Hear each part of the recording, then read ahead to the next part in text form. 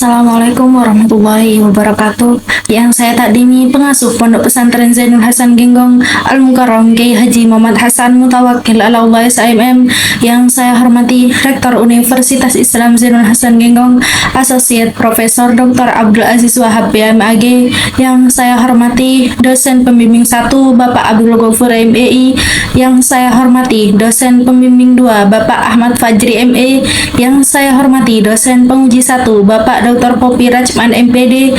Yang saya hormati dosen penguji 2 Bapak Ahmad Fajri ME. Yang saya hormati kedua orang tua yang telah memberikan doa, motivasi, serta dukungan baik secara spiritual maupun finansial.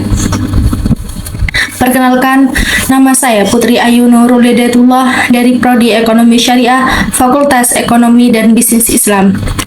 Baik, pada kesempatan kali ini, saya akan menjelaskan hasil revisi proposal penelitian saya yang berjudul Analisis Penerapan Manajemen POAC pada Usaha Mikro Studi Kasus Toko Buah Agus di Desa Petunjungan Kabupaten Probolinggo.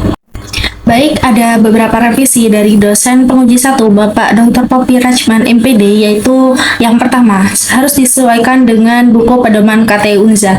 Yang kedua, tambahkan paragraf pada bab 1 latar belakang tentang alasan kuat memilih lokus penelitian di Toko Bu Agus di Desa Petunjungan Kabupaten Probolinggo, serta kasus apa yang terjadi di sana.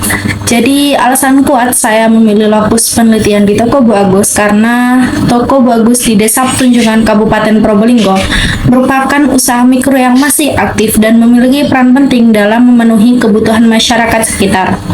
Selain itu, usaha ini mencerminkan karakteristik usaha mikro pada umumnya, terutama dalam pengelolaan usaha yang masih dilakukan secara sederhana dan belum menerapkan fungsi manajemen secara formal, sehingga relevan untuk dianalisis menggunakan fungsi manajemen POAC.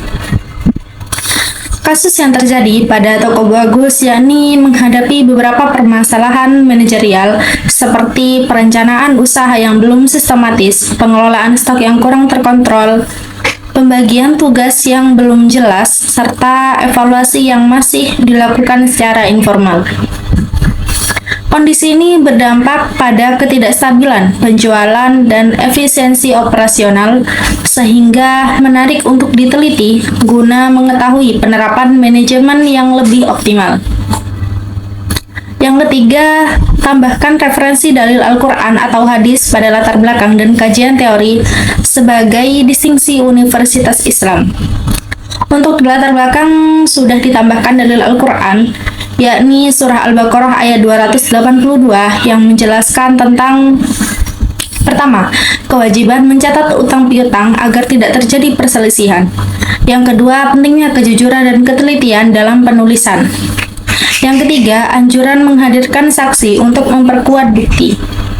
Yang keempat, penekanan pada keadilan, transparansi, dan tanggung jawab dalam transaksi ekonomi. Revisi yang keempat yakni tambahkan paragraf dari masing-masing penelitian pada kajian penelitian terdahulu sebelum tabel. Yang kelima, apakah teori PAC masih relevan dengan adanya teori-teori baru, contoh PDCA? Ya, betul. Jadi, teori POAC masih sangat relevan.